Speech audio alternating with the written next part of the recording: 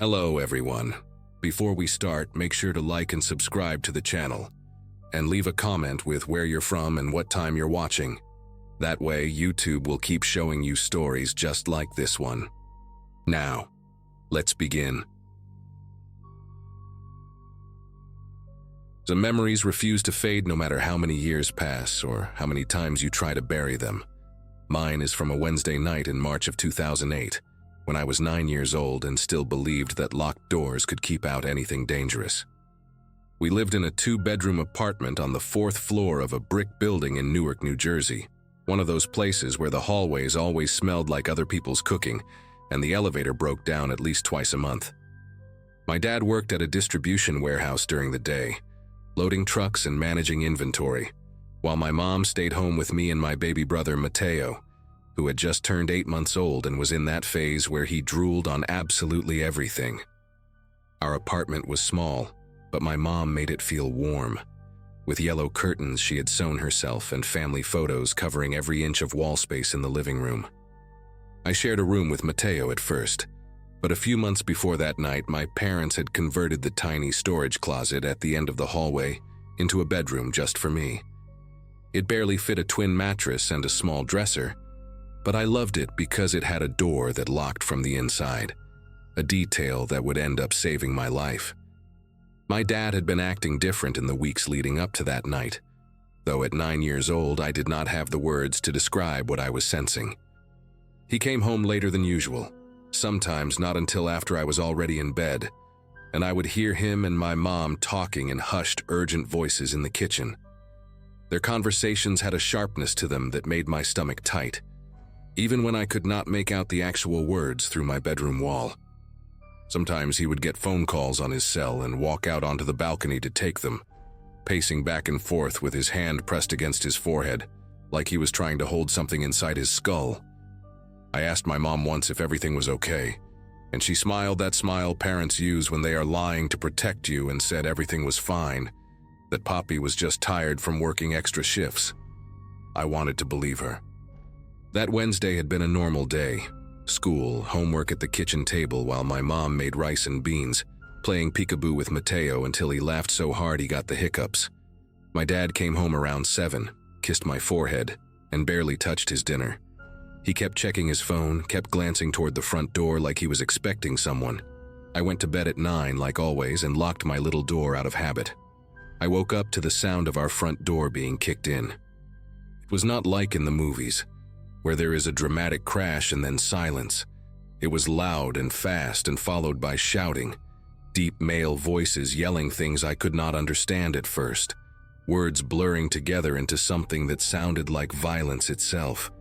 My heart started pounding so hard I could feel it in my throat, in my ears, behind my eyes. I sat up in my little bed, pressing my back against the wall, and tried to make sense of what was happening on the other side of my locked door. I heard my mom scream, a sound I had never heard her make before, raw and terrified in a way that made her sound like a completely different person. Then my dad's voice, higher than normal, saying something like, "I told you I needed more time," over and over again. More yelling, something heavy hitting the floor. And then Mateo started crying from his crib in my parents' room, that piercing wail that babies make when they are truly frightened. And nobody went to comfort him. Nobody could. I pressed my ear against my bedroom door, trying to understand what was happening without making any noise. Through the thin wood, I could hear at least 3 different voices, maybe 4, and they were not speaking English. They sounded Eastern European, maybe Russian or Ukrainian, with accents that turned their words into something harsh and guttural. One of them kept repeating a number, something like 40,000, and every time he said it, my dad would respond in this broken, pleading voice that did not sound like my father at all. I heard my mom crying, asking them not to hurt anyone, promising that they would get the money somehow. One of the men laughed at that, this short, cruel sound that seemed to suck all the air out of the apartment. I wanted to open my door and run to my parents to make sure they were okay, but my body would not move. It was like my muscles had turned to stone, like some ancient survival instinct had taken over, and was screaming at me to stay hidden, to stay silent, to not let them know I existed. So I stayed pressed against that door, barely breathing, while my whole world fell apart on the other side. The violence escalated in waves. I heard what sounded like furniture being overturned, glass breaking, my mother begging in Spanish mixed with English. One of the men shouted at her to shut up, and then there was a sharp sound, like a slap, maybe something worse, followed by a thud and more crying. My dad started yelling then, really yelling, telling them to leave her alone, that she had nothing to do with this, that it was his debt and they should deal with him. Another impact, heavier this time, and my dad made this grunting noise that I still hear sometimes when I close my eyes. Mateo was screaming now, not just crying, but screaming in that way babies do when they sense real danger, and no one was going to him. I wanted so badly to help, to do something, but I was 9 years old, and there were grown men in my apartment hurting my parents, and I did not even have a phone to call for help. My room had no window. It used to be a storage closet, remember? So I could not climb out or signal to anyone. I was trapped in a box at the end of a hallway, listening to my family being terrorized, and all I could do was stay quiet and hope they forgot I existed. That hope shattered when I heard footsteps coming down the hallway toward my door.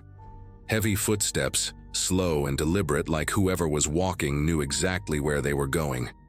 My mom started screaming again, different this time. She was screaming my name, telling me to hide, telling me not to open the door no matter what. Her voice cracked into something raw and desperate, and one of the other men must have done something to silence her because she went quiet in the middle of my name. The footsteps stopped right outside my room. I could see the shadow of feet blocking the thin line of light at the bottom of the door. There was a pause, maybe 2 seconds, maybe an eternity, and then the doorknob rattled. Someone was trying to get in.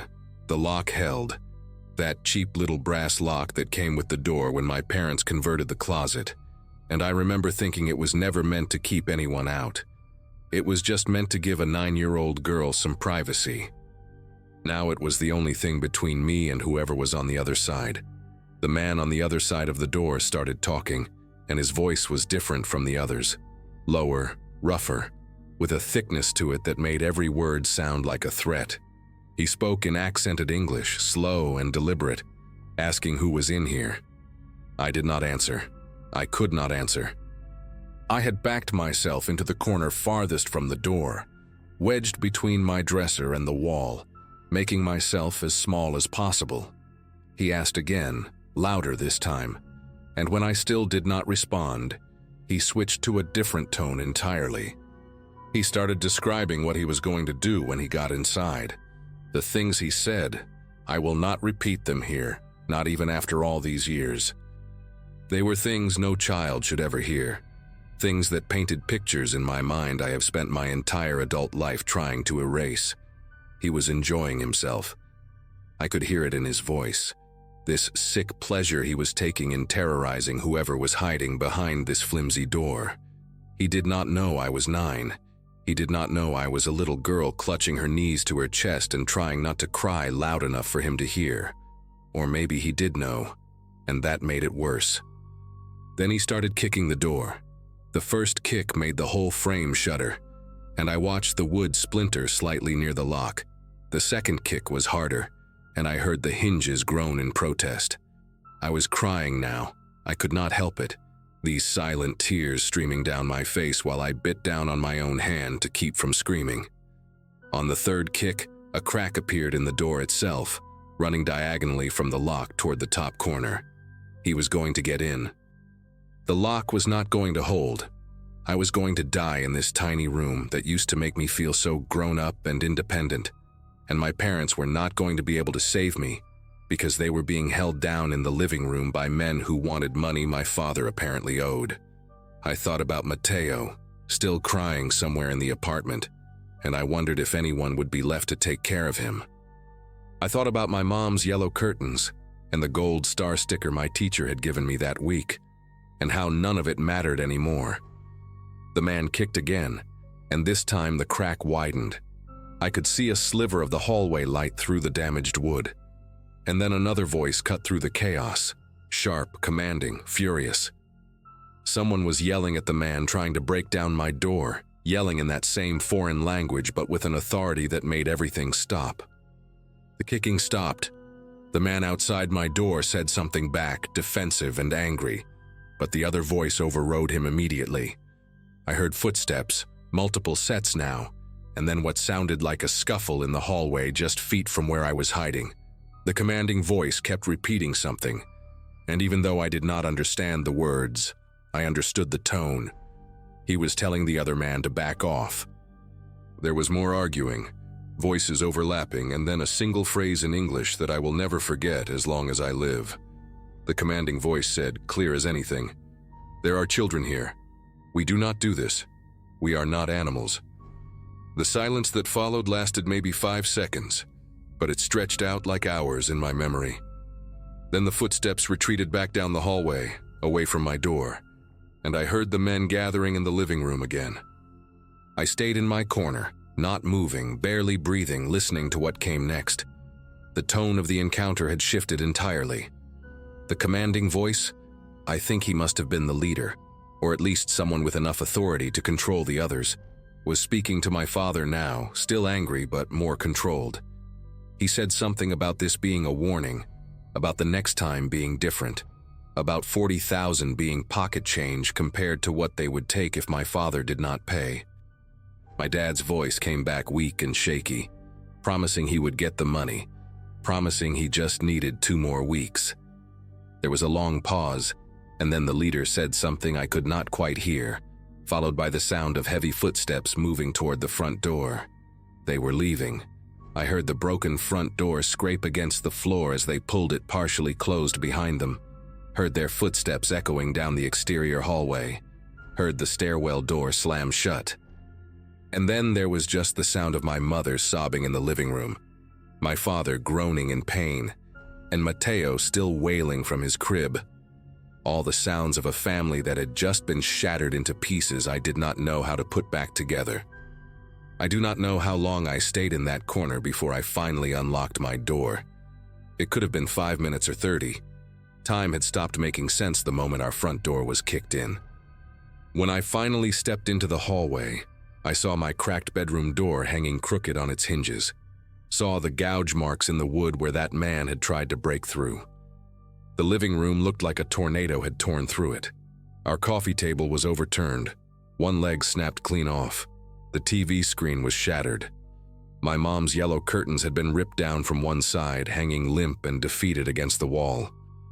My dad was sitting on the floor with his back against the couch, holding a dish towel to his face that was already soaked through with blood.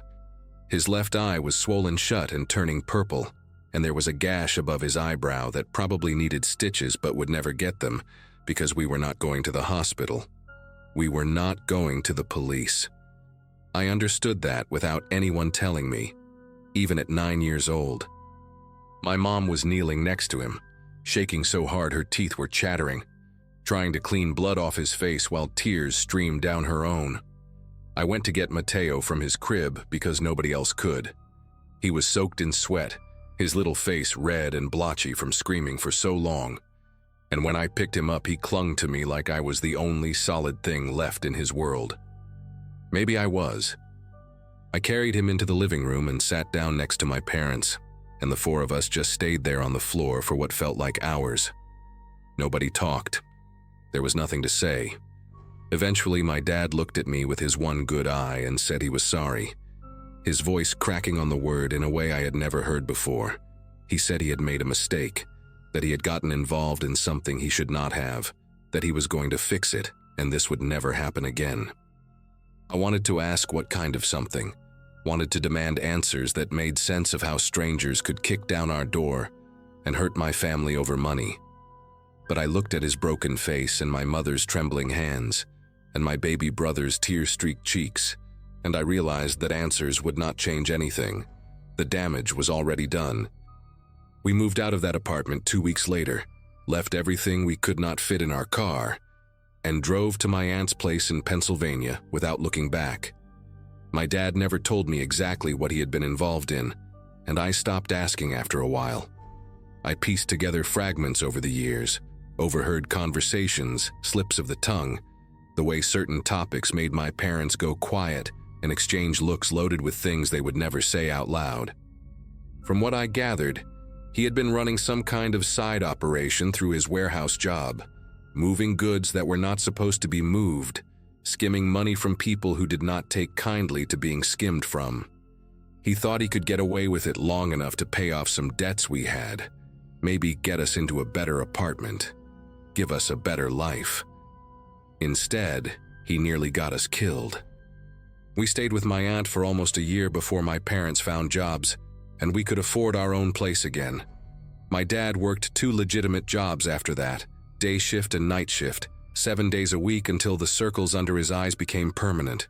He paid back what he owed. I do not know how, and I do not want to know. And those men never came for us again. But the man he used to be, the one who made silly voices when he read me bedtime stories, never fully came back either. I am 26 now, and I still cannot sleep with my bedroom door unlocked. Every apartment I have ever lived in, the first thing I do is check the locks, test the doors, map out where I would hide if someone broke in. I flinch at loud noises. I panic when I hear footsteps in hallways late at night. For years I had nightmares about that cracked door, about the sliver of hallway light widening as the wood gave way, about what would have happened if that other man had not intervened. Sometimes I wonder about him, the one who stopped it. I wonder if he had children of his own, if that is why he drew the line where he did. I wonder if he ever thinks about the little girl he saved without even knowing her name. My therapist says I have made incredible progress, that I have built a life despite carrying this weight, and maybe she is right. But there are still nights when I wake up in the dark, heart pounding, convinced I can hear heavy footsteps coming down the hallway toward my door. And I lie there, barely breathing, 9 years old again, waiting for the kicking to start.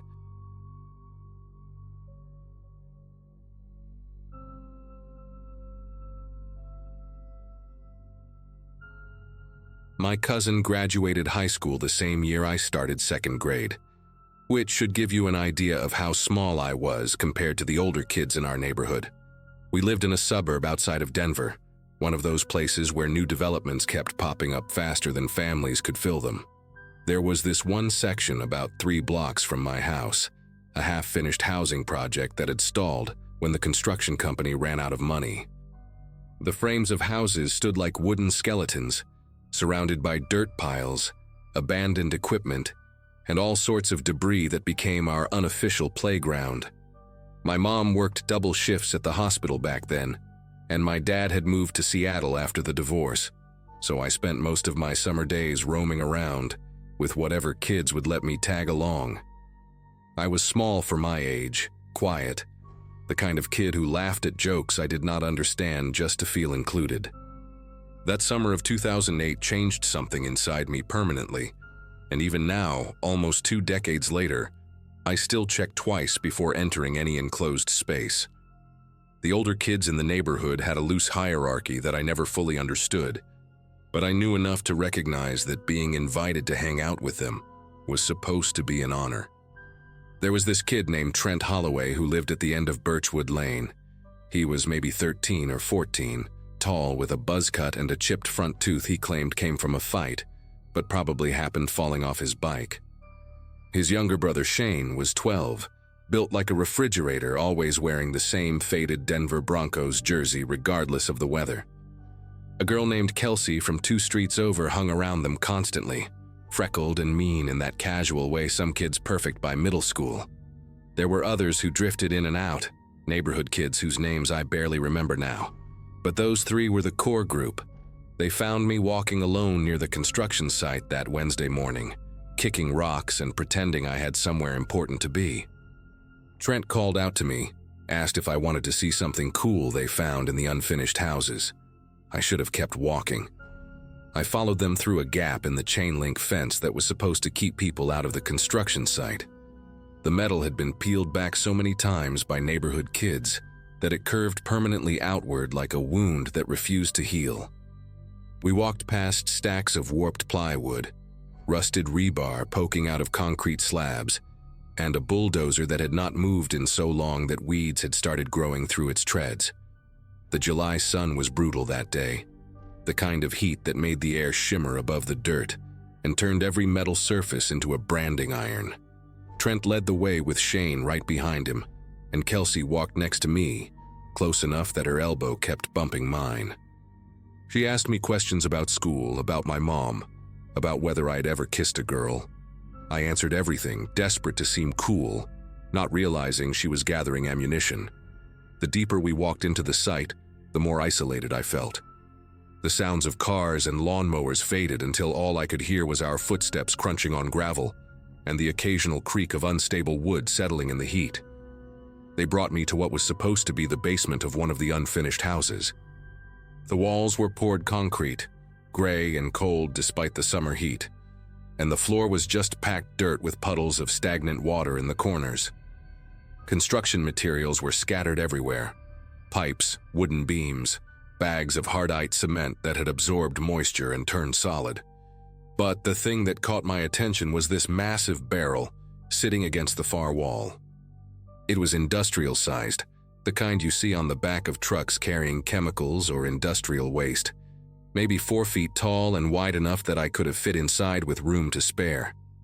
The plastic was dark blue, faded and scratched, with a lid that had been removed and set aside. Trent walked over to it and slapped the side, and the hollow boom echoed off the concrete walls. He turned to me with this grin that showed his chipped tooth and asked if I wanted to see what was inside. Shane and Kelsey were already moving to position themselves between me and the only way out, a wooden ramp that led up to ground level. I did not notice that at the time. I was too focused on trying to impress them, too eager to prove I was not scared of anything. Trent told me the barrel was a time machine. He said it with a straight face, like he was letting me in on a secret the other kids in the neighborhood did not know about. If you climbed inside and closed your eyes, you could travel anywhere you wanted. That was the game. Shane nodded along, adding that he had done it twice already and gone back to see dinosaurs. Kelsey said she had visited the future and seen flying cars. Even at 7 years old, I knew they were lying. I knew this was some kind of trick. But the way they were all looking at me, waiting, expectant, made my legs move toward that barrel anyway. I told myself I would just look inside, just peek over the edge to see what was in there. The inside was dark, stained with something brown that could have been rust or dirt or something worse. It smelled like old rainwater and chemicals. Trent put his hand on my shoulder, friendly, encouraging, and asked if I was brave enough to try it. His grip was tighter than it needed to be. I said sure I would try it. I still remember the exact moment I decided to climb in, the way my sneakers squeaked against the plastic rim, the way the barrel wobbled slightly under my weight. I thought I was being brave. I thought this was what it took to finally belong. The second I was fully inside, everything changed. The barrel was deep enough that when I crouched down, my head was below the rim.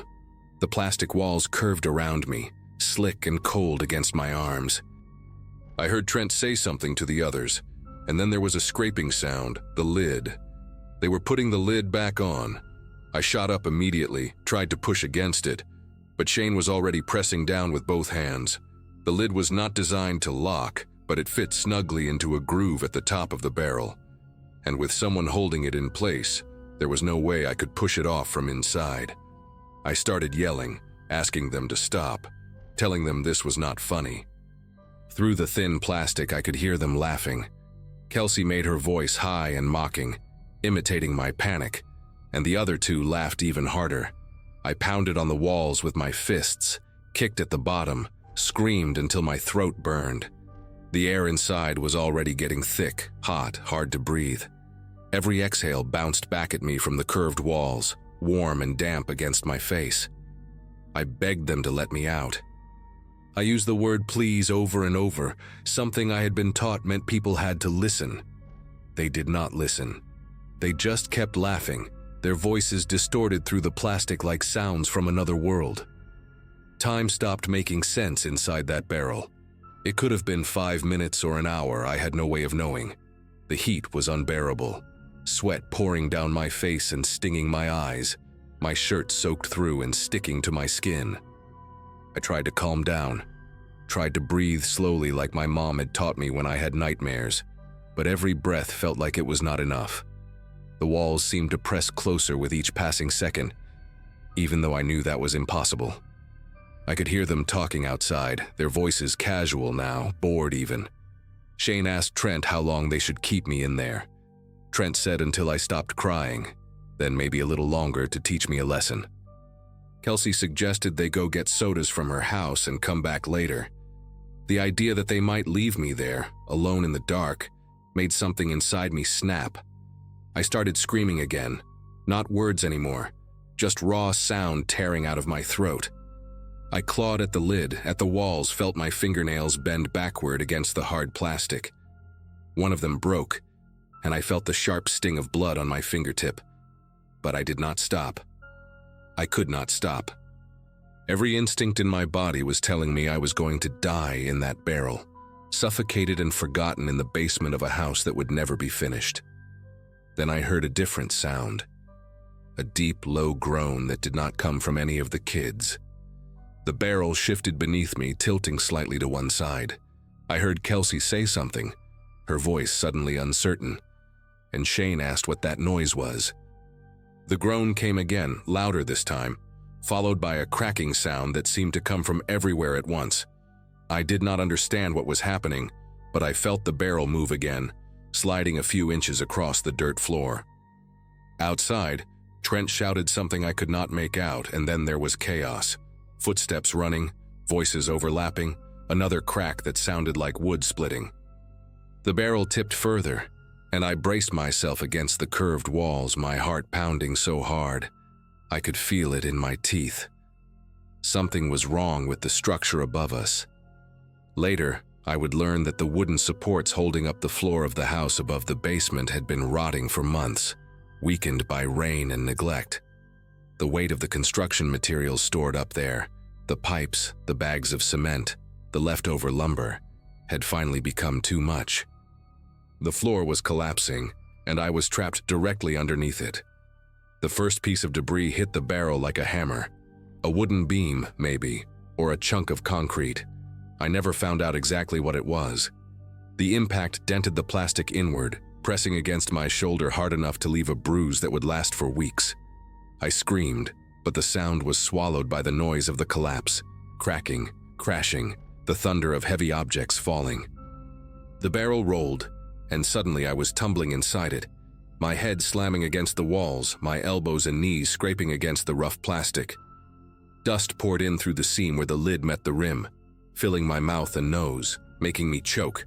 I curled into a ball, made myself as small as possible, and prayed to a God I had only heard about in Sunday school.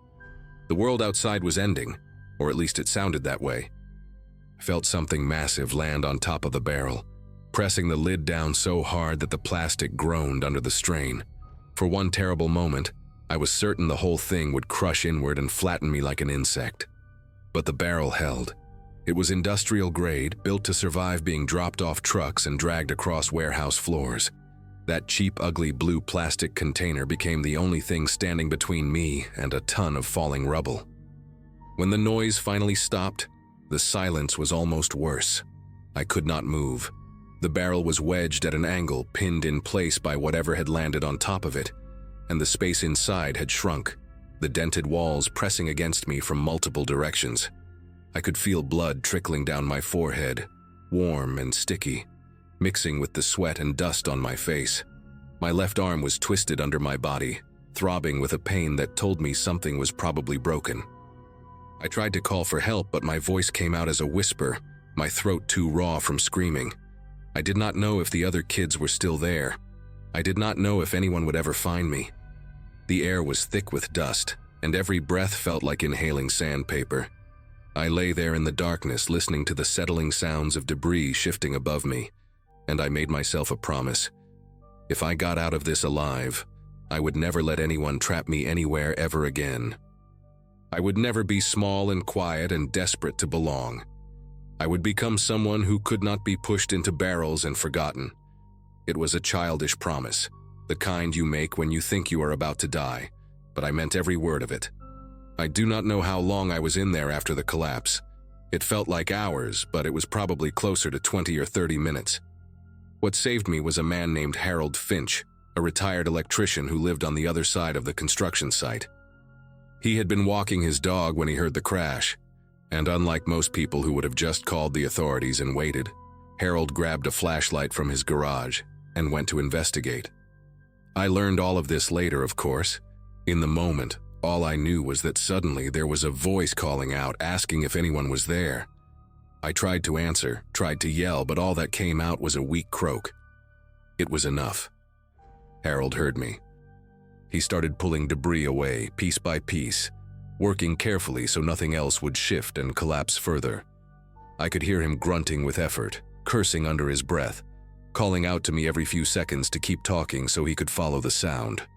When he finally pulled the lid off that barrel and I saw his face, weathered, covered in dust, eyes wide with shock, I burst into tears. He lifted me out like I weighed nothing, cradled me against his chest, and carried me up the wooden ramp and out into the sunlight. The brightness hurt my eyes after so long in the dark. I remember thinking that the sky had never looked so blue, so impossibly endless after being trapped in that tiny curved space. The ambulance came, and then the police.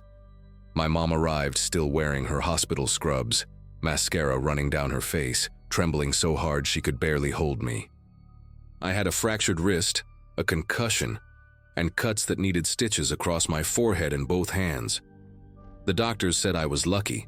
If the barrel had been positioned a few feet in either direction, if it had not been industrial grade, if Harold Finch had decided to just call 911 and wait instead of going in himself, I would have been crushed. Trent, Shane, and Kelsey had run the moment the structure started groaning. They told their parents they had been playing in Kelsey's backyard all morning, and for a few days, it looked like they might get away with it. But Harold had seen them fleeing the site, and I eventually told the police everything. There were meetings with lawyers, tearful apologies from parents who could not believe their children would do something like that, promises that it would never happen again. The Holloways moved away before the summer ended.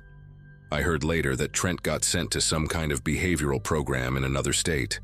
Kelsey's family stayed, but she never looked at me again, not once, like I had become invisible the moment I stopped being useful to torment. I did not care. I was alive, and that was the only thing that mattered. It has been almost 20 years since that day, and I wish I could tell you the memory has faded into something manageable, something I can look back on without feeling my chest tighten.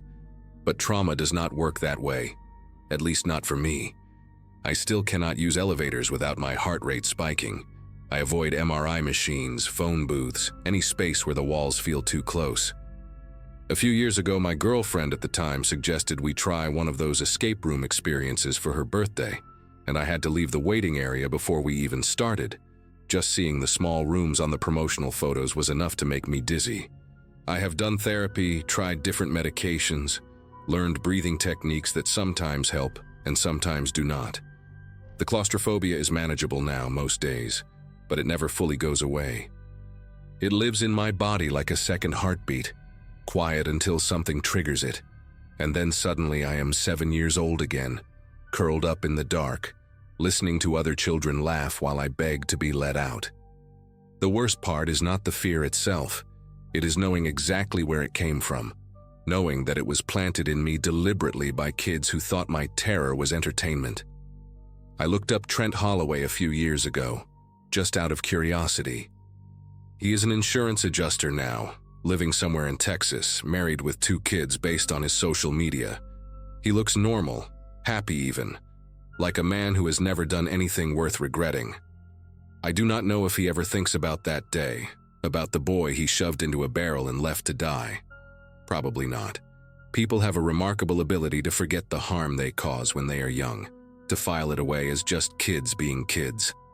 But I remember. I remember the sound of the lid scraping into place, the echo of my own screams bouncing off plastic walls, the weight of the world collapsing on top of me. I remember Harold Finch's face when he pulled me out, the way he kept saying, "It is okay. You are okay, son," even though we both knew nothing about that situation was okay. I sent Harold a card every Christmas until he passed away 6 years ago. His family invited me to the funeral, and I stood in the back and cried for a man who had no obligation to save me, but did it anyway. That is the thing about people. Some of them will lock you in barrels and laugh, and some of them will dig through rubble with their bare hands to pull you out. I got to meet both kinds before I turned 8 years old. I try to be the second kind now, every single day. It is the only thing that makes the memory bearable.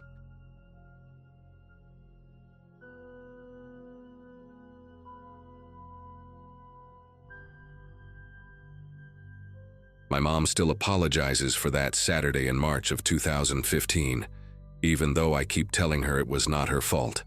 I had just turned 10 a few weeks before, and we lived in this small 2-bedroom house on Crescent Lane in a quiet neighborhood outside of Portland, Oregon. My parents had divorced when I was 6, so it was just me and Mom most of the time. She worked as a nurse at a clinic downtown, and that particular weekend she was supposed to be off. Our neighbor's daughter, a college girl named Heather, usually watched me whenever Mom had to leave. But Heather had called that morning saying she caught some stomach bug and could barely get out of bed. Mom tried 3 other people, but nobody was available on such short notice.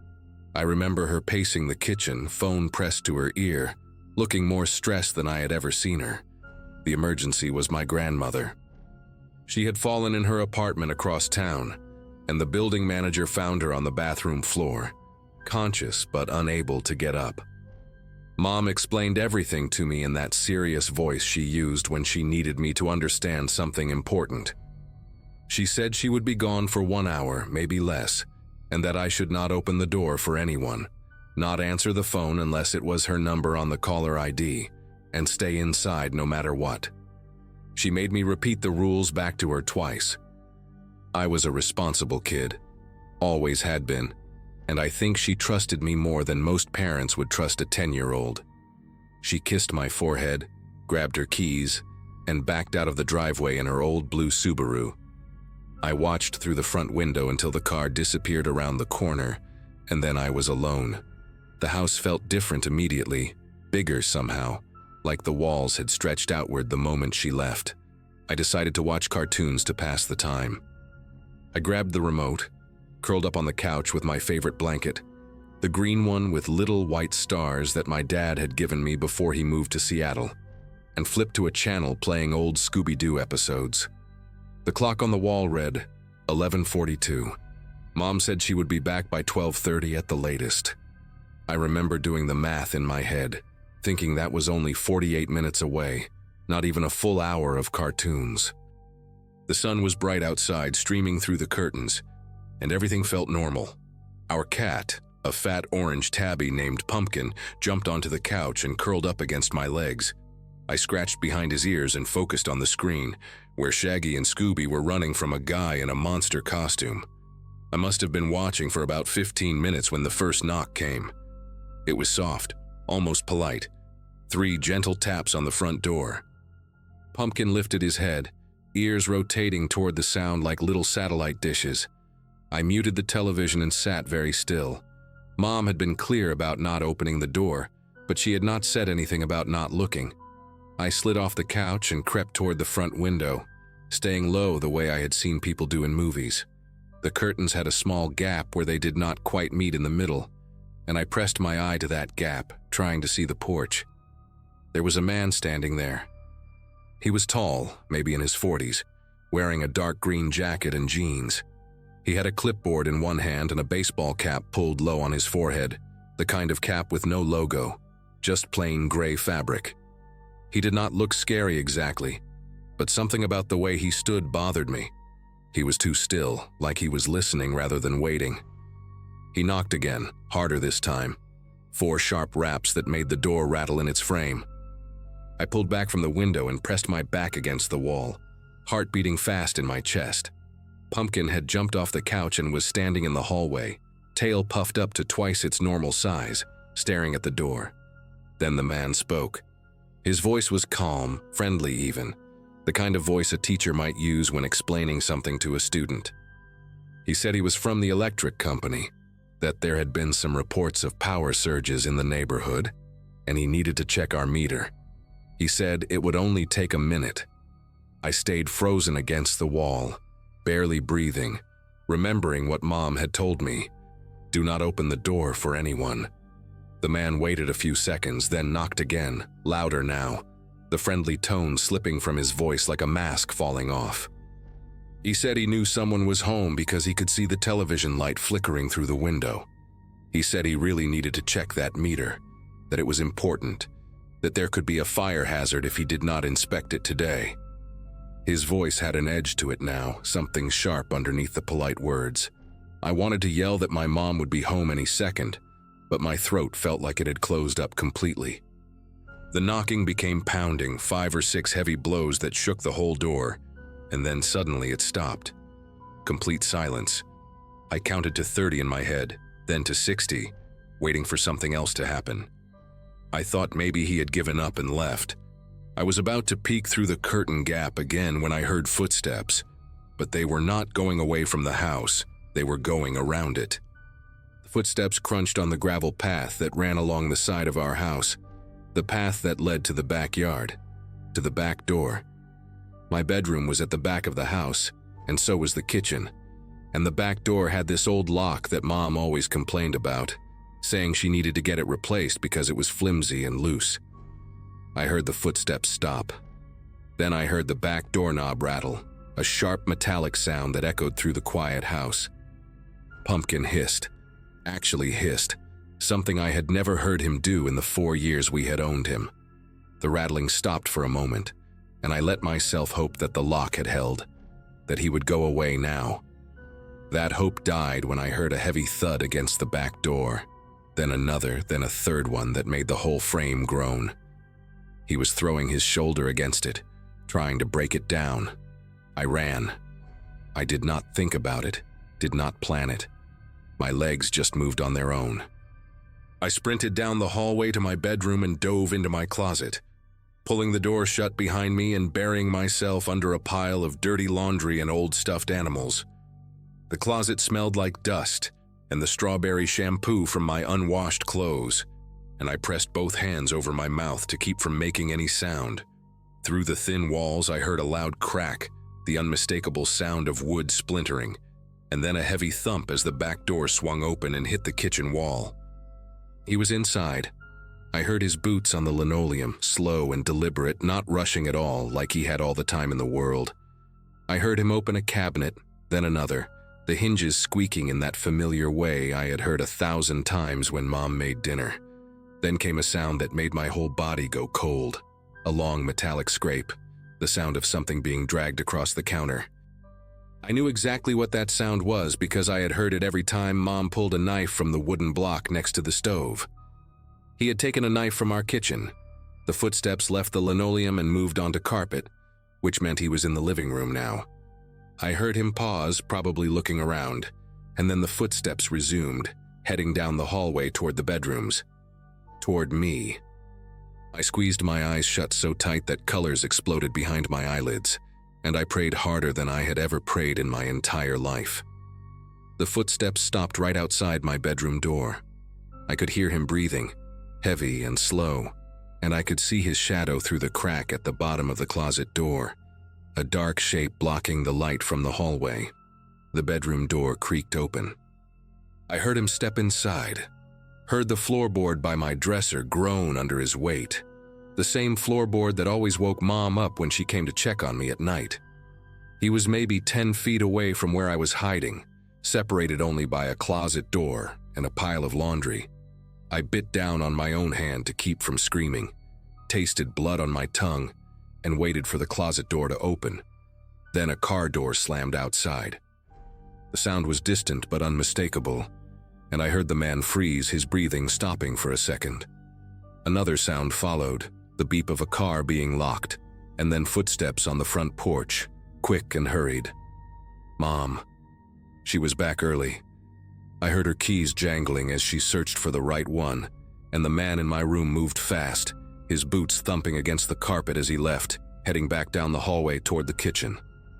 I heard the back door bang against the wall again as he ran through it, heard his footsteps pounding across the backyard, getting fainter and fainter until they disappeared completely.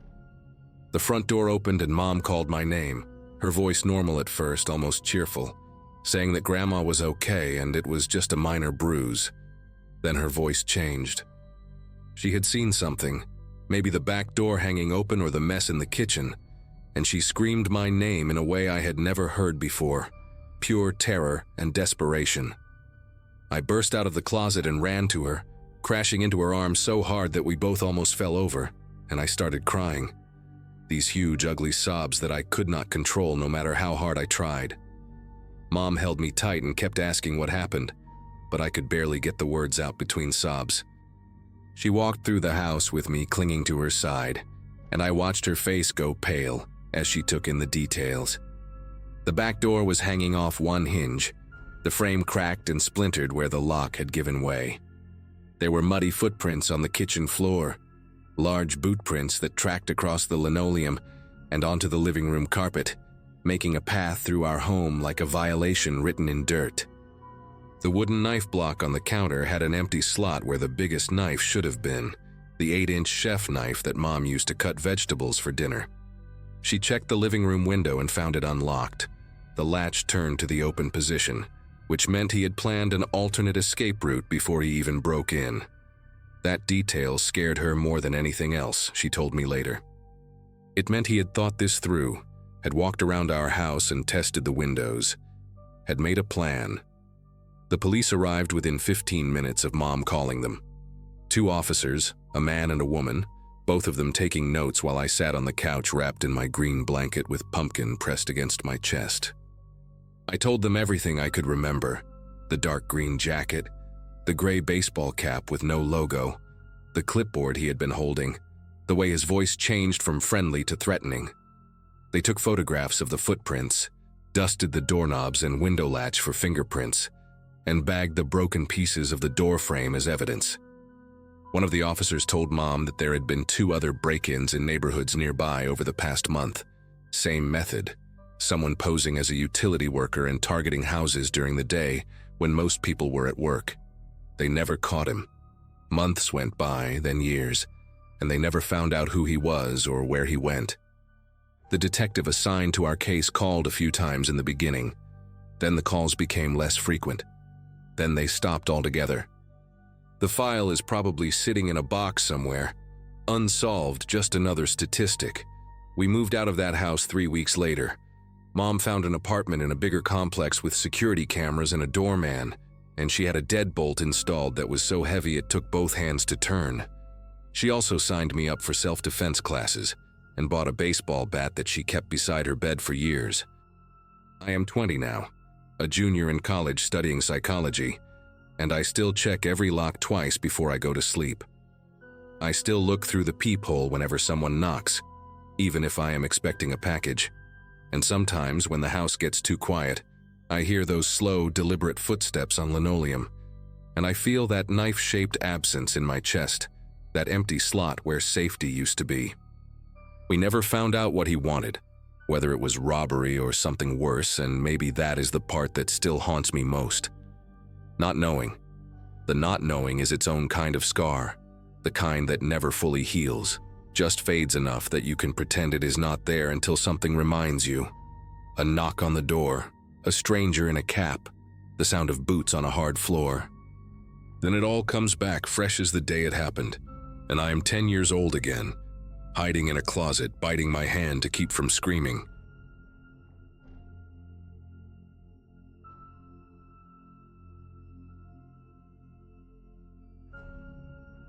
Lily had just turned 6 the week before, and she had been begging me for days to take her to see the new dolls at Brennan's, this big department store, about 20 minutes from our apartment in Wilmington. It was a Saturday afternoon in April 2017, one of those bright spring days where the sun made everything feel safe and normal. I had just wrapped up a long week managing inventory at a warehouse distribution center. The kind of job where you spend most of your time staring at spreadsheets and wondering how you ended up there after college. My husband was out of town visiting his mother in Virginia, so it was just me and Lily for the weekend. She was wearing her favorite purple jacket, the one with the little butterfly patches she had picked out herself. and her hair was in two messy pigtails because I never could get them as neat as my mom used to do mine. We walked into that store holding hands, and I remember thinking how much I loved these small moments with her, just the two of us on a simple Saturday errand. Brennan's was crowded that day, packed with families doing their weekend shopping, and the toy section sat in the back corner of the second floor. We took the escalator up, Lily bouncing with excitement the whole ride, her little fingers gripping the rubber handrail. The store had this particular layout, where the toy aisles formed a maze of bright colors and cardboard displays, and the doll section was right next to a wall of stuffed animals that stretched from floor to ceiling. I parked our cart at the end of the aisle and told Lily she could walk ahead to look at the dolls while I checked my phone for a message from my husband. She skipped forward maybe 10 feet, still completely within my sight, her purple jacket like a beacon among the pastel packaging. I glanced down at my phone for what felt like 3 seconds, maybe 5 at most. When I looked up, a woman I had never seen before had her hand wrapped around my daughter's wrist and was pulling her toward the opposite end of the aisle. The woman was maybe in her late 40s, with short auburn hair that looked freshly dyed and a beige cardigan over a floral blouse. She looked like someone's aunt, like someone you might see at a PTA meeting or a church potluck. That was the thing that made everything feel so surreal in those first seconds. She did not look threatening at all. She was leaning down toward Lily with this calm, patient expression, the kind of face adults make when they are trying to reason with a fussy child. Lily was pulling back, her little sneakers squeaking against the linoleum, and I could see the confusion on her face turning into fear. I dropped my phone. I think it hit the floor, but I did not hear it, and I started moving toward them. Everything felt like it was happening underwater, too slow and too fast at the same time, and I remember my legs felt like they belonged to someone else. The woman saw me coming, and her expression did not change at all, which was somehow worse than if she had looked panicked or guilty. She tightened her grip on Lily's wrist and started walking faster, saying something to my daughter in this low, even voice. I was close enough now to hear the words, and they made my whole body go cold. She was saying, "Come on, sweetie, your mom is waiting for us by the car. Do not make a scene, okay? Do not make a scene." Lily looked back at me with these wide, terrified eyes, and she opened her mouth and screamed the word "mommy" so loud that people 3 aisles over must have heard it. The woman flinched but did not let go, and I closed the distance between us in what felt like 2 steps, grabbing Lily's other arm and yanking her toward me with every ounce of strength I had. For a moment we were locked in this horrible tug of war, my daughter between us like a rag doll, and I remember screaming something at the woman, but I have no idea what words came out of my mouth. It was pure animal instinct, nothing coherent, just raw noise and fury.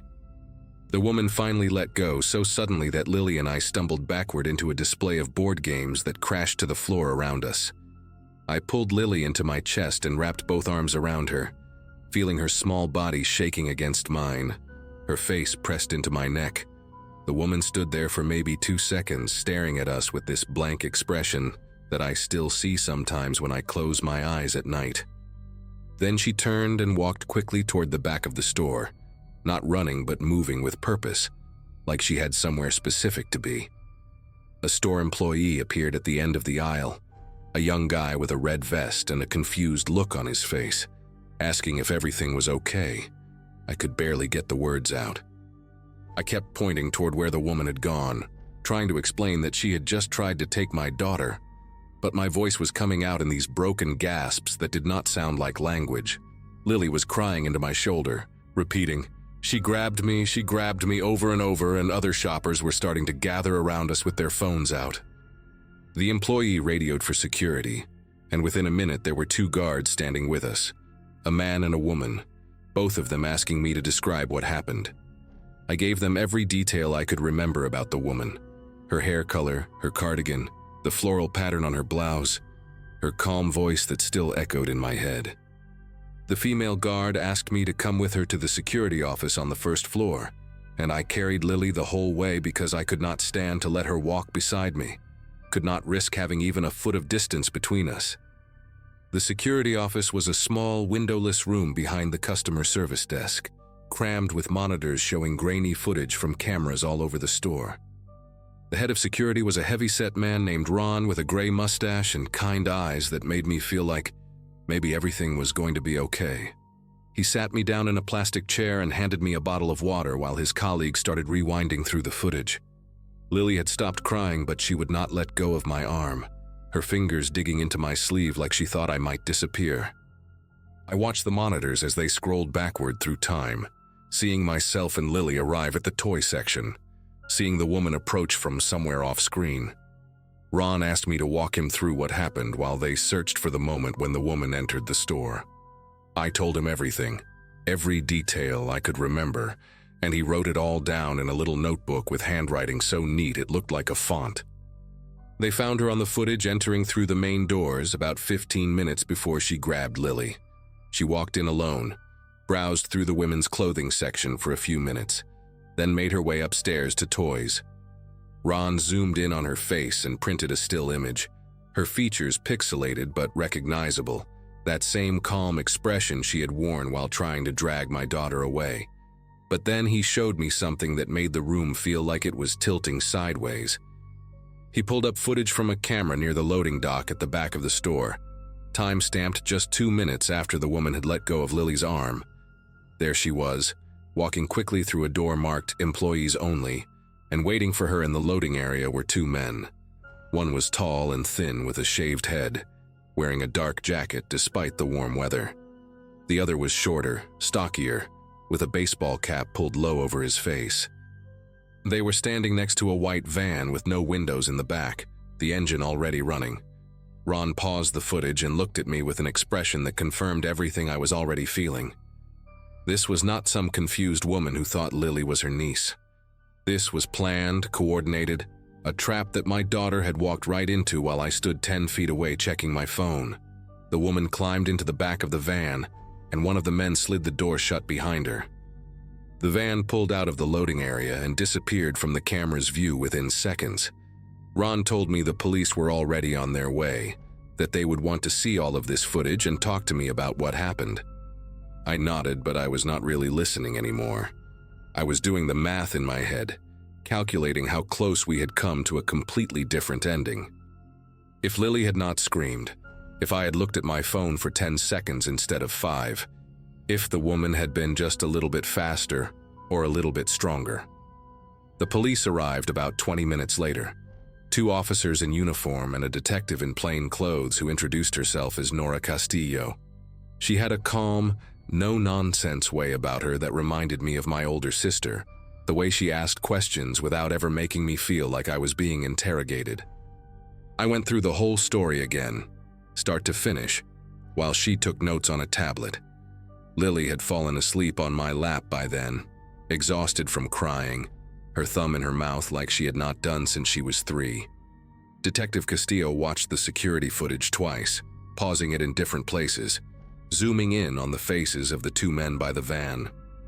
She told me that this fit a pattern they had been tracking for months, organized groups who targeted children in public places, using women as the primary approach because they were less likely to trigger alarm. She said the phrase, "do not make a scene," was something they trained their people to say, a way of making it look like a family dispute rather than an abduction. They never caught them. Detective Castillo called me a few times over the following weeks, updating me on the investigation, but the van's plates had been stolen from a car in Delaware, and the footage was not clear enough to run through facial recognition. She told me that groups like this moved constantly, hitting different stores in different cities, never staying in one place long enough to be tracked. The woman who grabbed Lily could be anywhere by now, could be approaching another child in another toy aisle at this very moment. That thought kept me awake for months, still keeps me awake sometimes. I think about the other parents who were not as lucky as me, the ones who looked at their phones for 10 seconds instead of 5, the ones whose children did not know to scream. I think about what would have happened if that van had pulled away with my daughter inside, where she would have ended up, what they would have done to her. Those thoughts never fully go away. They just get quieter over time. Lily is 14 now, and she still will not let me out of her sight in public places. She does not remember the details of that day anymore. The memories have faded into something vague and dreamlike. But her body remembers. She gets anxious in crowds, reaches for my hand without thinking about it, always positions herself so she can see the exits. We never went back to Brennan's. It closed down a few years later anyway. But every time we pass a department store, she walks a little faster. I taught her everything Detective Castillo told me to teach her. How to scream and fight and never stop making noise. How to yell, "This is not my mom," or "I do not know this person," so bystanders understand what is happening. I check her location on my phone a dozen times a day, even though she is too old for that now. Even though she rolls her eyes every time I text to ask where she is. I know I am overprotective. I know I need to let her grow up. But I keep seeing that woman's calm face. Keep hearing those words in that steady voice. Do not make a scene. Sometimes at night, when everything is quiet and Lily is safe in her room and the house is locked up tight, I let myself feel the full weight of how close we came. And then I get up and check the locks one more time, just to be sure.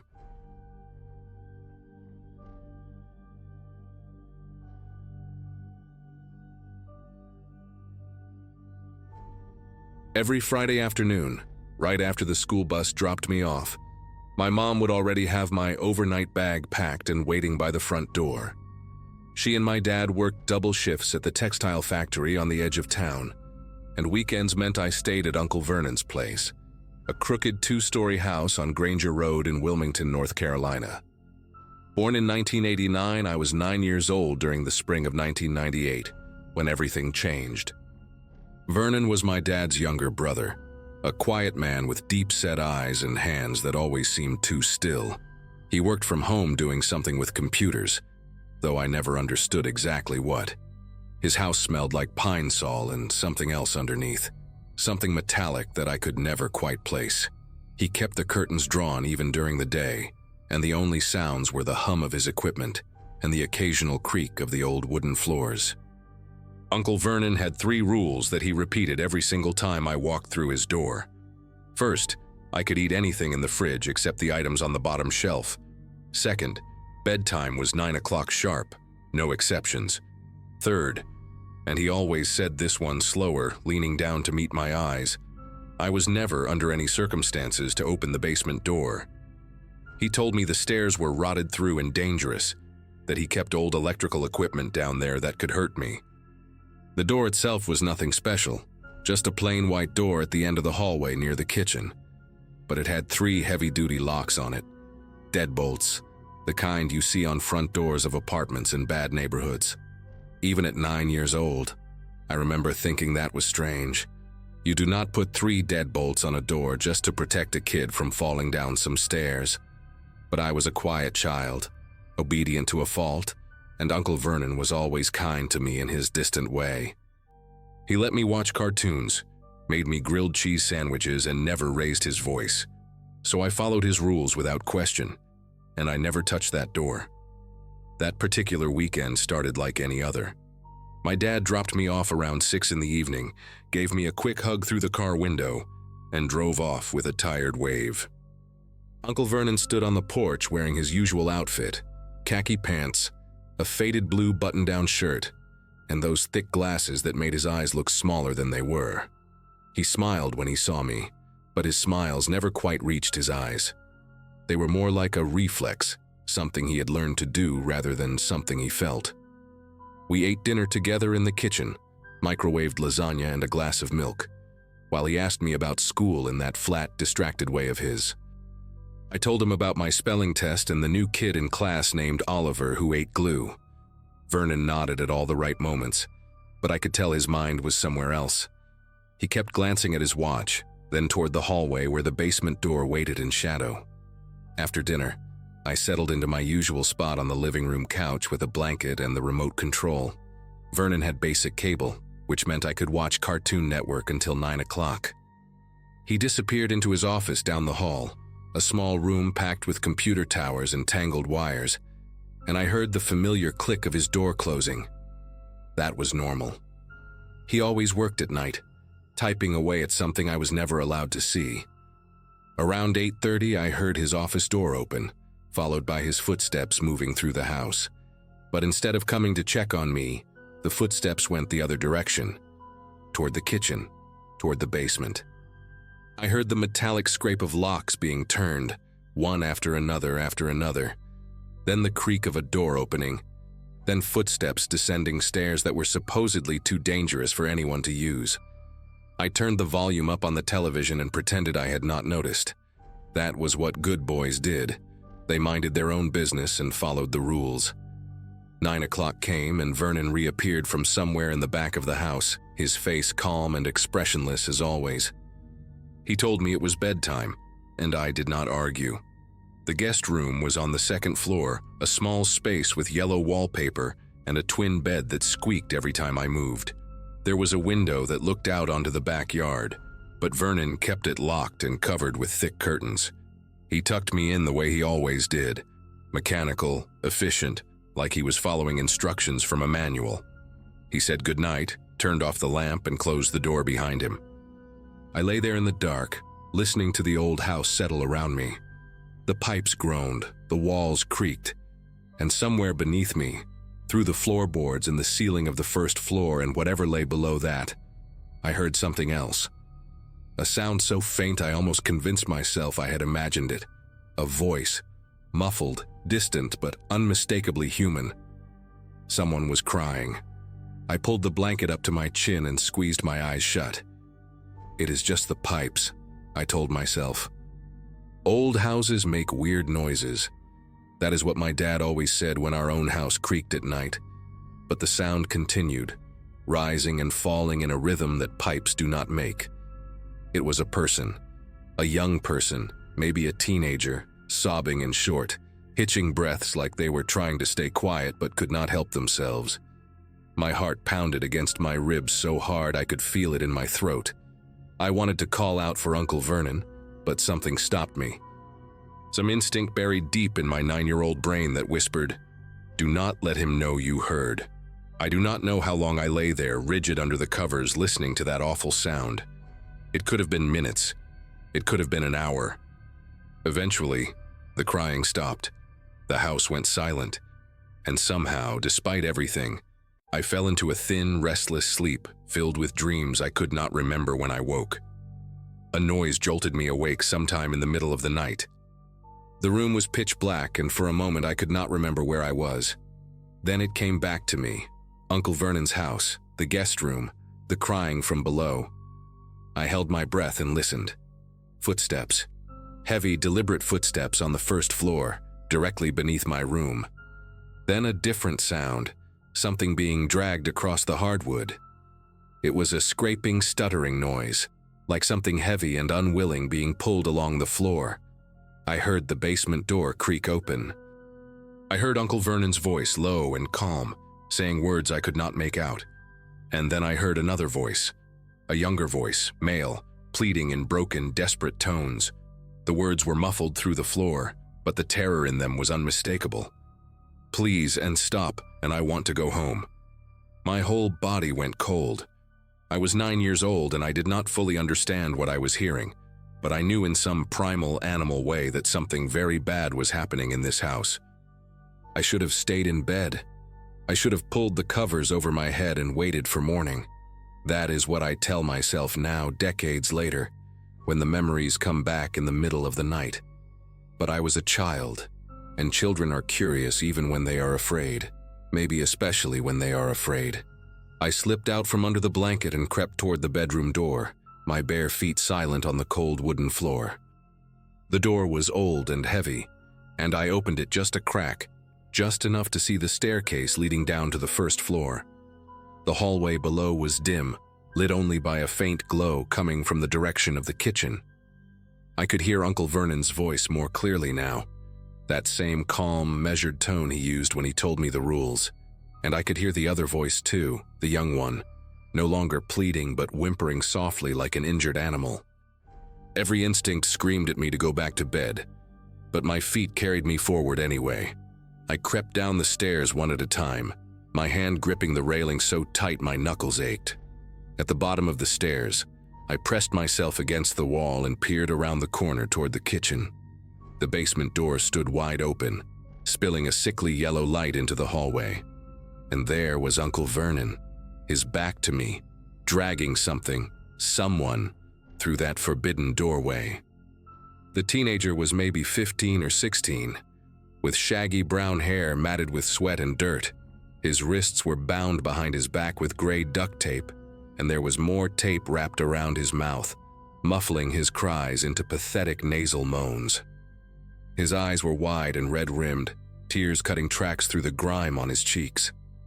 He was wearing a torn green jacket and jeans that were filthy, like he had been wearing them for days, maybe weeks. Vernon pulled him by the collar with one hand, completely unbothered by the boy's thrashing, like he was hauling a bag of garbage to the curb. I stood there, unable to move, unable to breathe, watching my uncle drag a bound and beaten teenager into the basement like it was the most ordinary thing in the world. Then Vernon stopped, his head tilted slightly, like a dog hearing a distant whistle. He turned around slowly, and his eyes found me standing at the bottom of the stairs in my pajamas. For a long moment, neither of us moved.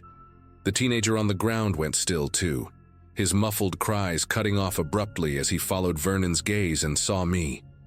His eyes locked onto mine, and I saw something in them that I will never forget. A desperate, flickering hope, like he thought maybe I could save him. Then Vernon smiled. It was not the mechanical smile I was used to. This one was different. Warmer, almost. Like he was genuinely pleased to see me. He released the teenager's collar and straightened up, brushing off his hands on his khaki pants. "Hey, buddy," he said in that same calm voice.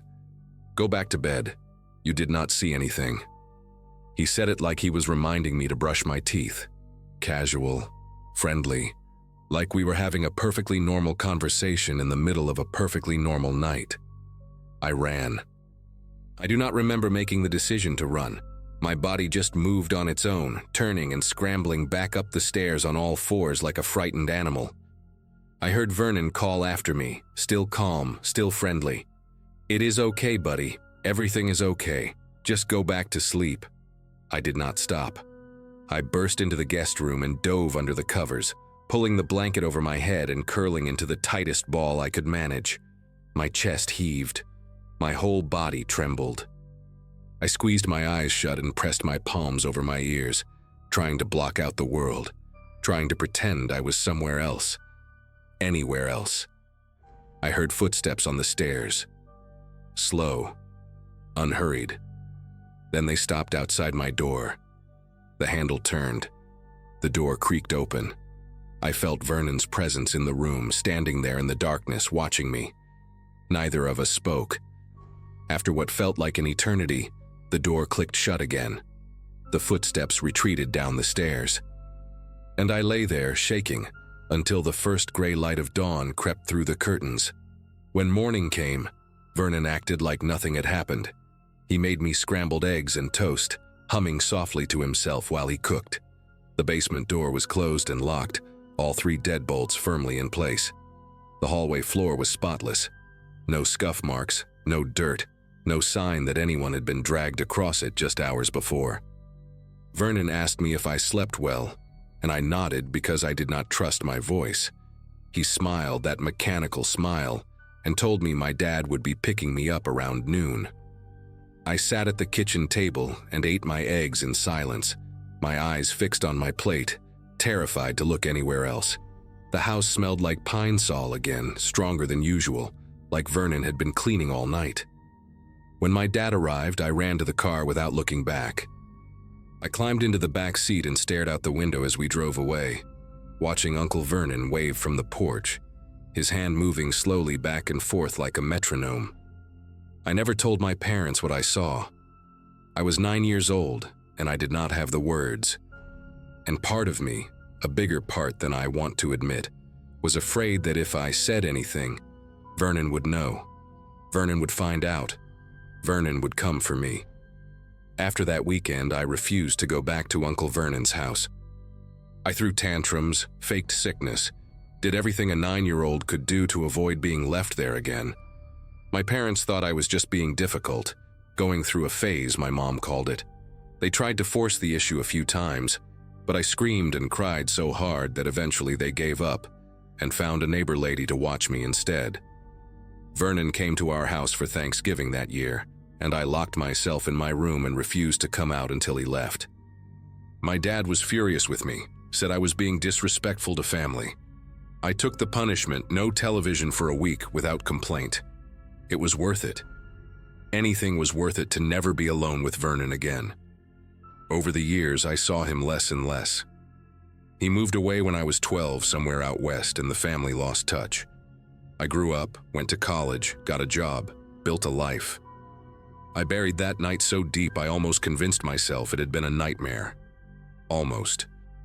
Then, 15 years later, I saw his face on the evening news. Vernon Caldwell, 53 years old, arrested in Albuquerque, New Mexico for the kidnapping and imprisonment of 2 teenage boys. The police had found them in a soundproofed room beneath his garage, malnourished and terrified, but alive. The news anchor said Vernon had been linked to at least 4 other missing persons cases across 3 states, dating back over 2 decades. They showed his mugshot, older now, grayer, but with those same deep-set eyes and that same flat expression. I sat on my couch and stared at the screen, and suddenly I was 9 years old again, standing at the bottom of those stairs, watching my uncle drag a bound teenager into the darkness. I thought about the boy in the green jacket, the one whose eyes had begged me for help. I never found out what happened to him. I looked through every article, every court document I could find, but his name was never mentioned. Maybe he escaped. Maybe Vernon let him go. Or maybe he is still down there somewhere, in a basement I never had the courage to report, buried beneath a house that was torn down years ago. I will never know. And I think that is the part that haunts me most, not what I saw, but what I did not do. I was just a kid. I know that. But some nights when the house is quiet and the memories come flooding back, I still hear that muffled crying through the floorboards. And I wonder if things might have been different, if I had just found the words to speak.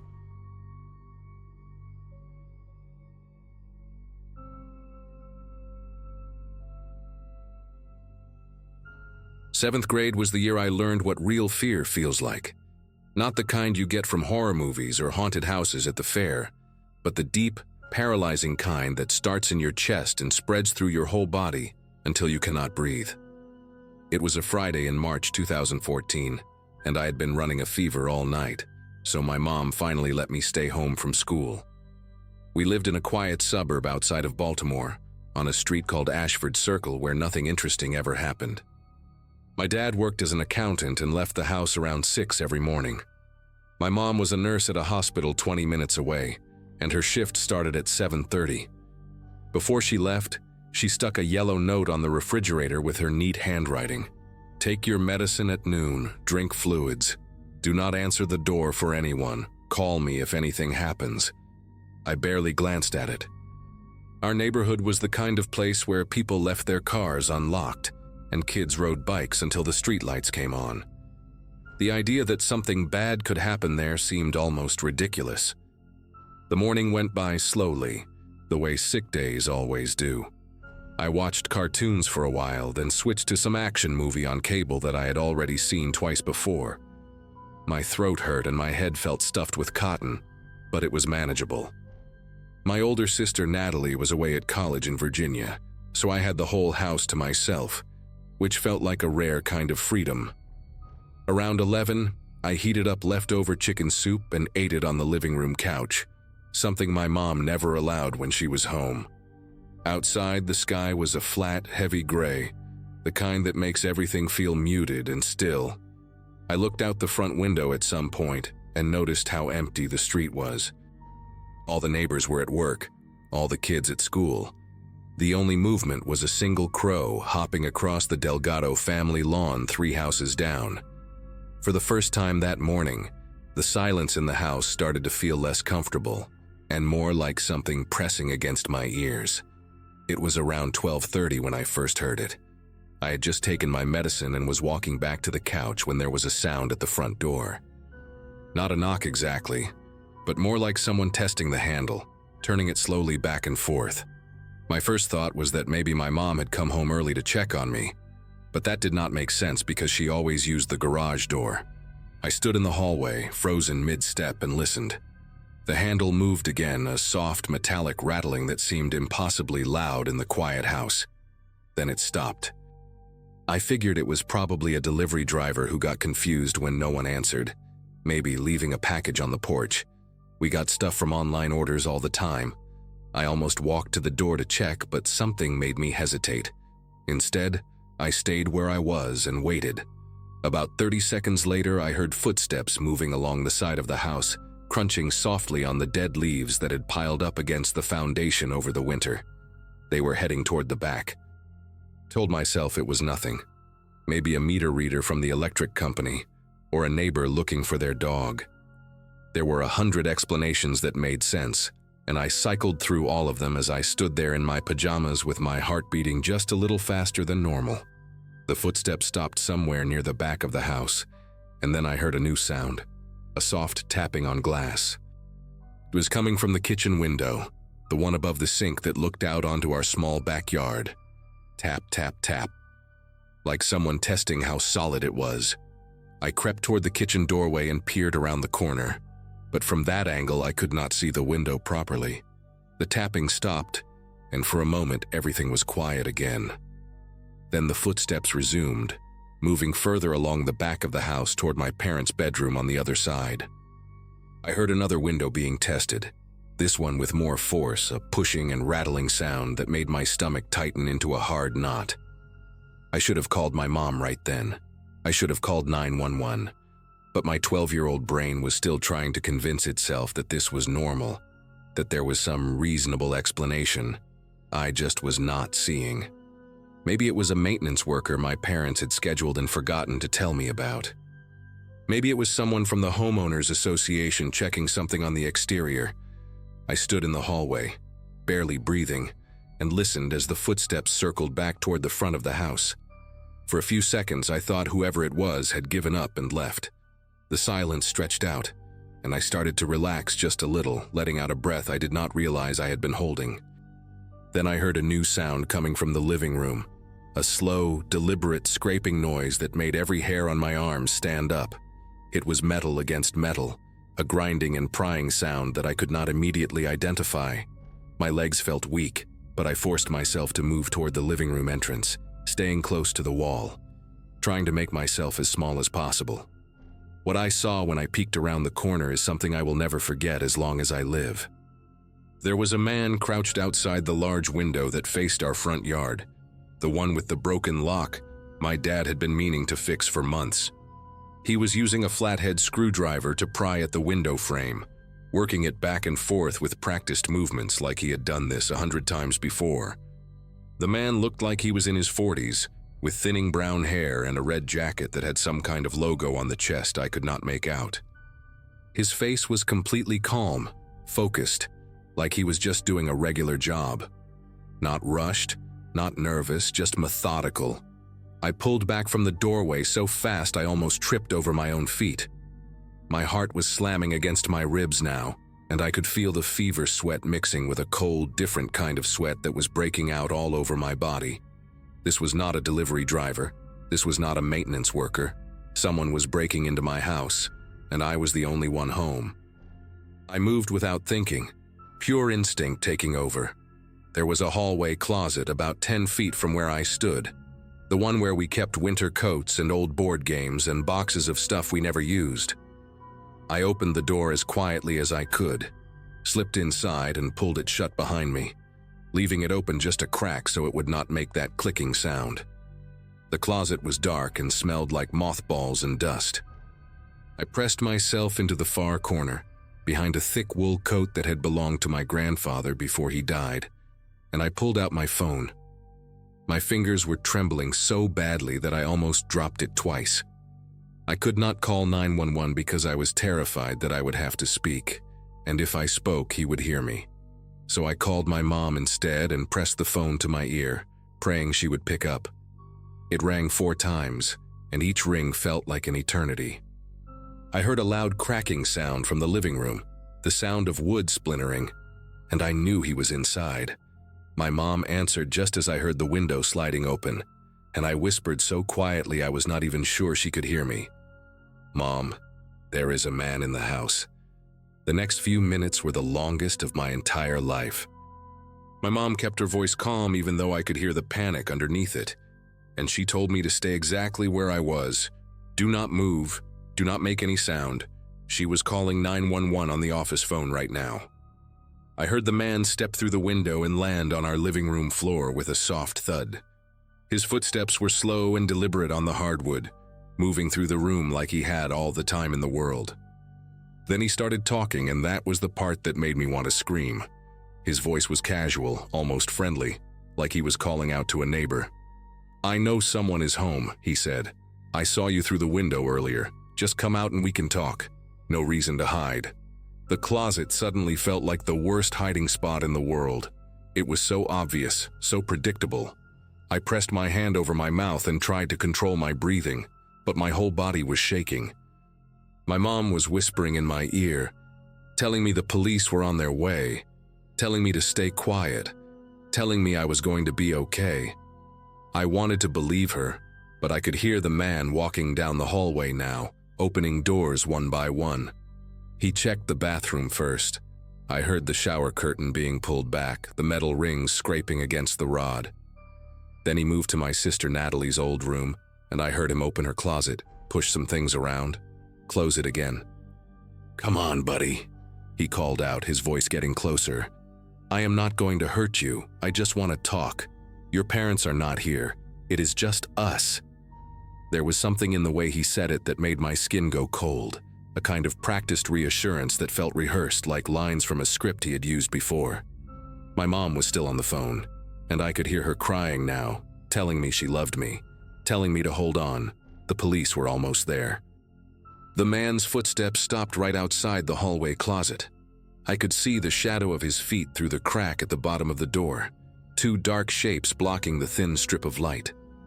My lungs were burning because I had been holding my breath without realizing it. I squeezed my eyes shut and pressed myself deeper into the corner, behind the coats, making myself as small as humanly possible. I heard him put his hand on the doorknob. I heard it start to turn. And then, like some kind of miracle, the sirens came. They were distant at first, just a faint wailing sound somewhere in the neighborhood, but they got louder fast. The man stopped turning the knob. I heard him mutter something under his breath, a single word I could not make out. The shadow of his feet disappeared from under the door, and his footsteps moved quickly back down the hallway toward the living room. I heard him climb back through the window, heard his feet hit the ground outside, and then nothing. Just the sirens getting closer and closer until they seemed to be right outside our house. I stayed in that closet. I did not move.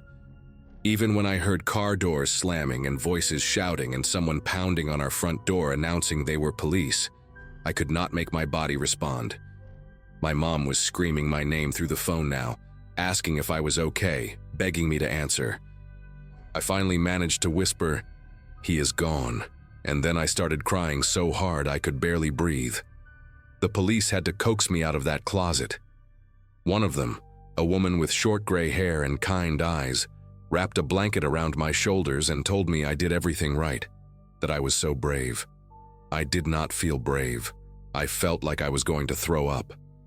My mom made it home in 15 minutes, a drive that usually took her at least 25. She ran through the front door and grabbed me so hard I thought she might crack my ribs, and she did not let go for a long time. My dad came home from work right after, his face pale and his tie loosened like he had been pulling at it the whole drive. The police asked me questions for what felt like hours, and I told them everything I could remember. The red jacket, the thinning hair, the screwdriver, the way he talked like we were old friends. They dusted for fingerprints and took photographs of the damaged window frame. A detective named Rourke, a tall man with a thick mustache and a voice like gravel, told my parents they would do everything they could to find the guy. But it was what they found on our security cameras that really changed everything. My dad had installed a basic system the year before, just 2 cameras covering the driveway and the front porch.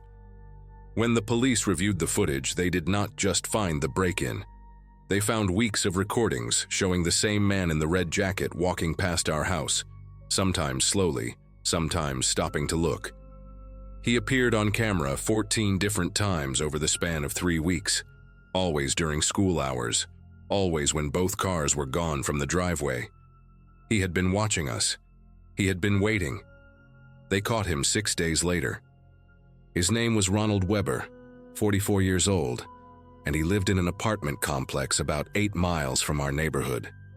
He had 2 prior convictions for burglary and 1 for assault.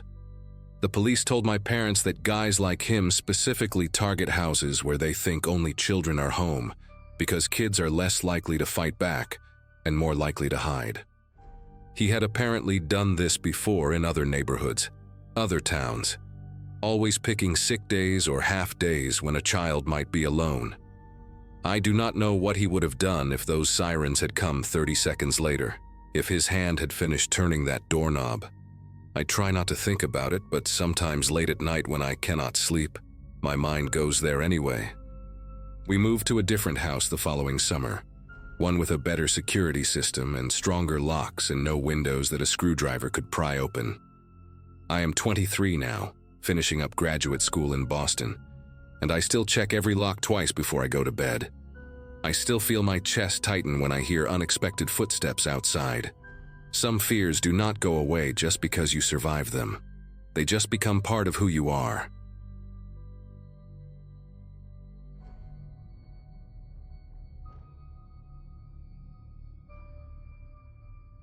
Back when I was a kid, my world revolved around the little playground a few blocks from home.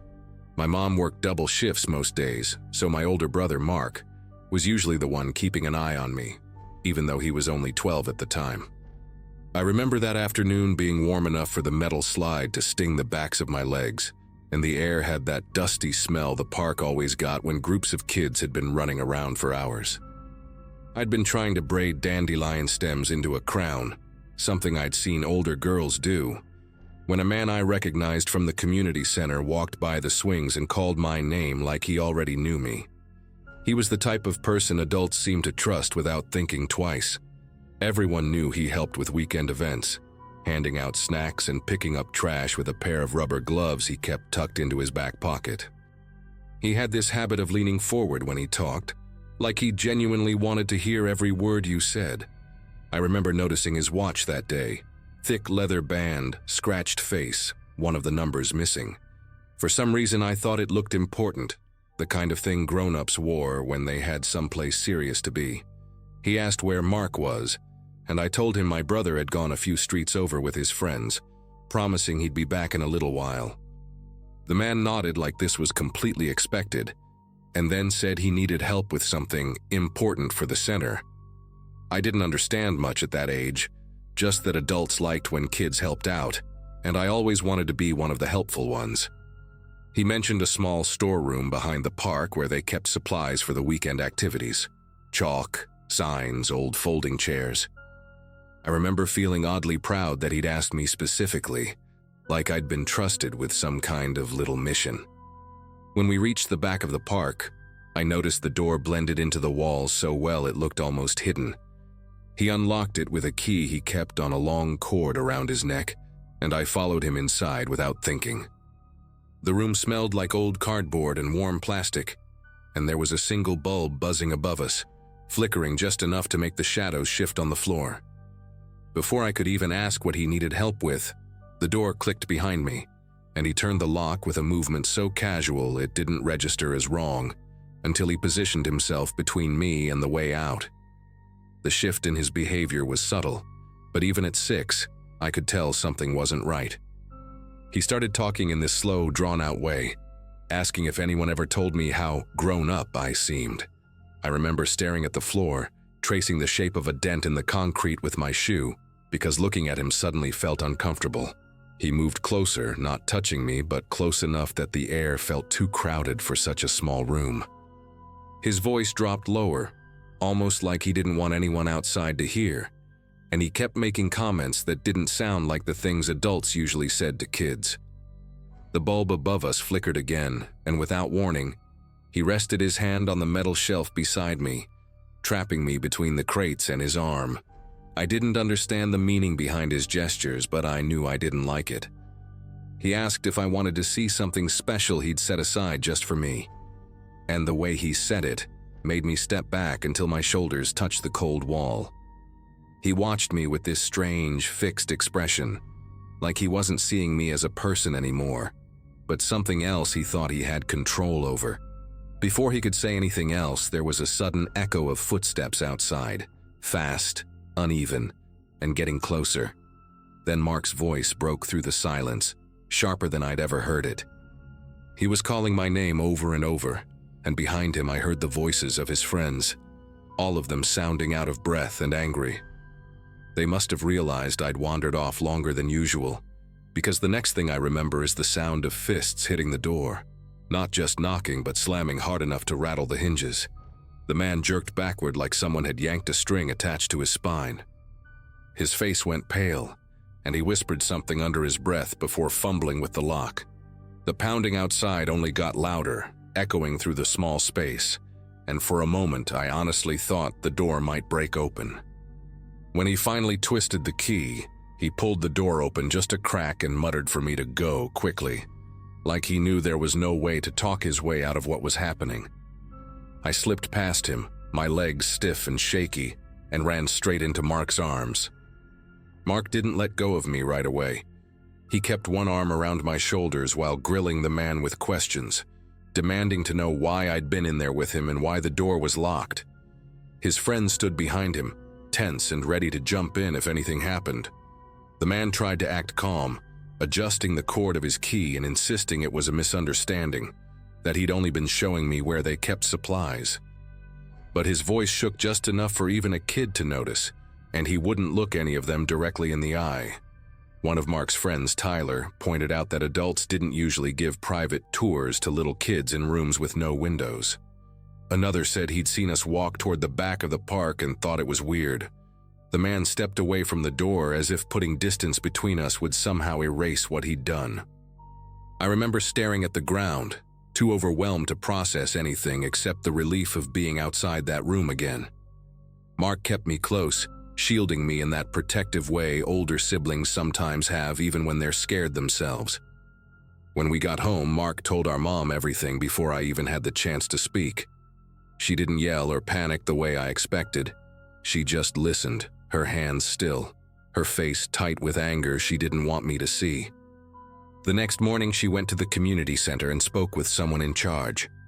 I wasn't in the room, but I could hear the edge in her voice through the thin office walls. Whatever she said must have hit hard, because 2 days later the man wasn't around anymore. His name was taken off the volunteer board, and no one seemed to know where he'd gone. As a kid, I assumed adults handled everything behind the scenes, and that was the end of it. But now looking back, I realize how close things came to becoming something much darker. Sometimes when I think about it, I picture that dim room with the buzzing light and the way he stood between me and the door. Then I think about Mark, 12 years old, sprinting across the playground because he realized his little sister had been gone too long. If he and his friends hadn't shown up when they did, I genuinely don't know what would have happened. All I know is he disappeared from our neighborhood after that day, and no one ever spoke his name again.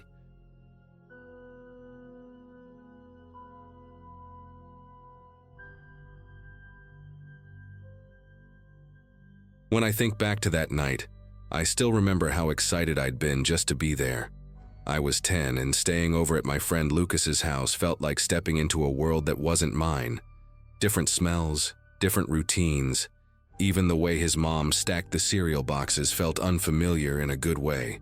I'd known Lucas from school, but this was the first time our parents agreed to let me sleep over. We spent the whole afternoon playing video games in his room, eating microwave popcorn his mom made, and arguing about which monster was scarier in a movie we definitely weren't supposed to watch. By the time we settled down for bed, the house felt comfortable enough that I didn't think twice about being away from home. Lucas slept in this wooden twin bed that creaked every time he moved, and I had a sleeping bag laid out on a rug with little planets printed all over it. His room wasn't big, but it felt cozy. There was a nightlight shaped like a baseball on his dresser, casting this warm, soft glow across the walls. I remember lying there, listening to the distant hum of the fridge downstairs and the occasional passing car outside. For a while, nothing felt strange at all. It was the kind of night that should have been easy, the kind where a kid just drifts off without thinking about anything scary. Sometime in the middle of the night, I snapped awake without knowing why. It wasn't from a nightmare, and it wasn't a noise. Not at first. It was just that weird shift when your mind suddenly flicks back on. I stayed still in my sleeping bag, letting my eyes adjust to the dim light in the room. Lucas was turned toward the wall, breathing slow and steady. I remember staring at his baseball nightlight, expecting everything to look the same as when we'd fallen asleep. For a minute it did. Then I heard the faintest sound, metal rubbing gently against metal, like someone easing down a door handle. The bedroom door opened just a sliver at first, barely enough to change the shape of the shadows. I assumed it was Lucas's mom checking on us. That seemed normal, so I kept my eyes mostly shut, trying to look asleep. But the door kept opening, slow and deliberate, and something about the rhythm of it felt wrong. When it finally widened enough for me to see the shape standing there, the breath caught in my throat. It wasn't Lucas's mom. The silhouette filling the doorway was much taller, with broad shoulders and the kind of stillness adults don't usually have when they're half asleep and checking on kids. He didn't move for several seconds, just watched us, like he was deciding something.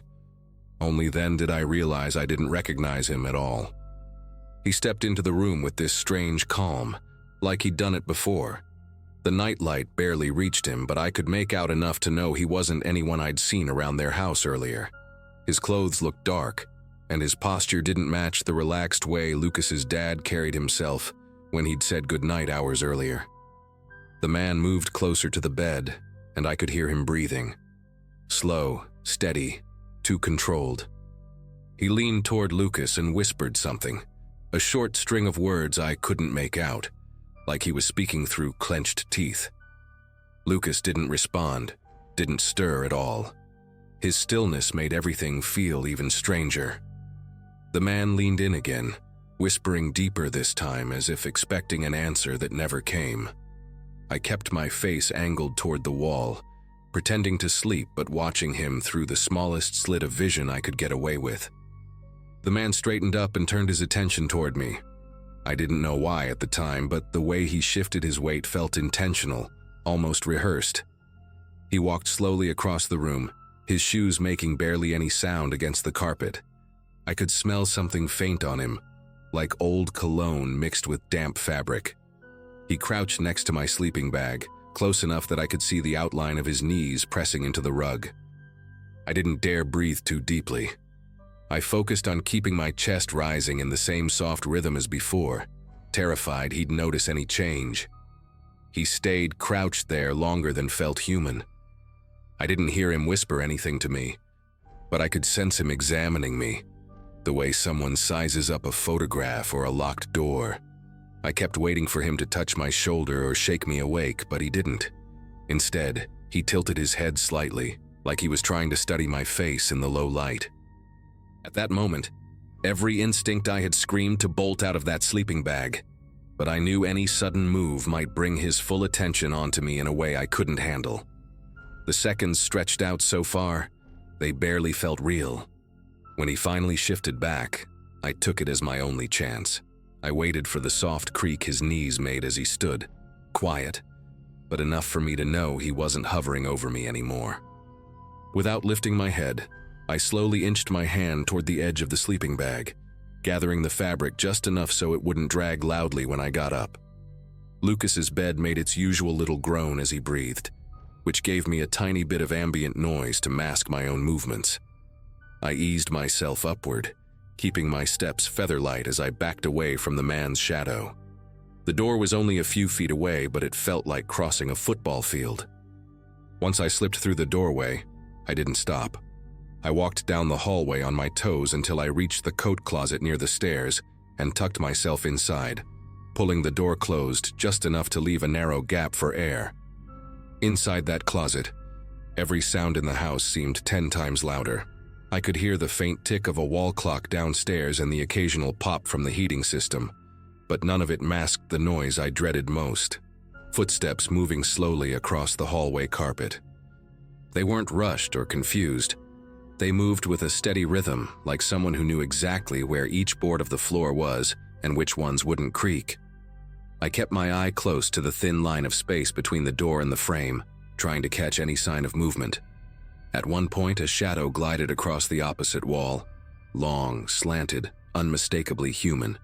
I pressed myself deeper between a winter coat and a stack of shoeboxes, hoping the narrow space would muffle any tiny sound I made. Minutes dragged into what felt like an hour. Every now and then the house settled, making soft groans that made my throat tighten. I thought about waking Lucas or calling for his parents, but the man's calm presence in the room earlier told me he wasn't afraid of being discovered. It felt safer to stay hidden than to risk crossing the hallway again. My legs grew stiff from being curled up, and the coats brushed against my face with every nervous breath I let out, carrying smells of fabric softener and cold dust.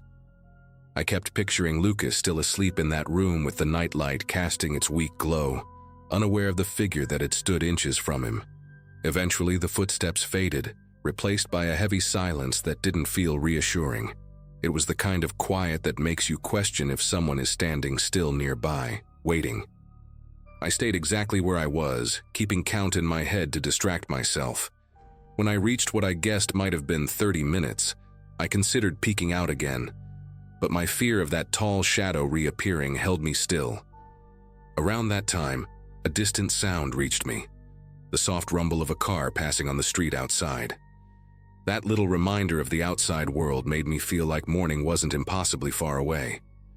Still, I didn't leave the closet until I saw the first sliver of daylight creeping under the hallway trim. When the sun finally softened the corners of the house, I eased the door open and stepped out, legs tingling with pins of numbness.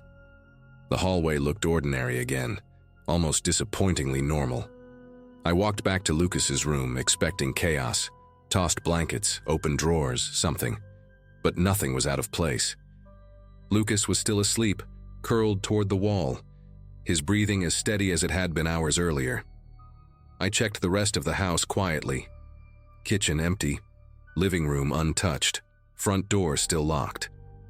When Lucas's mom eventually came downstairs and found me sitting at the dining table, she looked confused when I asked if anyone else had been home. Her answer was so confident, so casual, that it didn't fit at all with what I'd seen. She said only the three of them lived there, and no one had visited that night. She even smiled gently, assuming I'd had a bad dream. That morning, I didn't know how to push back or explain it in a way an adult would believe. I just nodded and gathered my things, waiting for my parents to pick me up. Lucas woke up cheerful, completely unaware anything strange had happened. I watched him eat his cereal like nothing in his world had shifted overnight. To this day, I've never figured out who that man was or why he walked into that room so quietly. All I know is that I learned something that night. Sometimes the scariest moments aren't the ones that come with noise or chaos. They're the ones that slip in unnoticed, linger just long enough to change you, and vanish before anyone else even realizes they were there.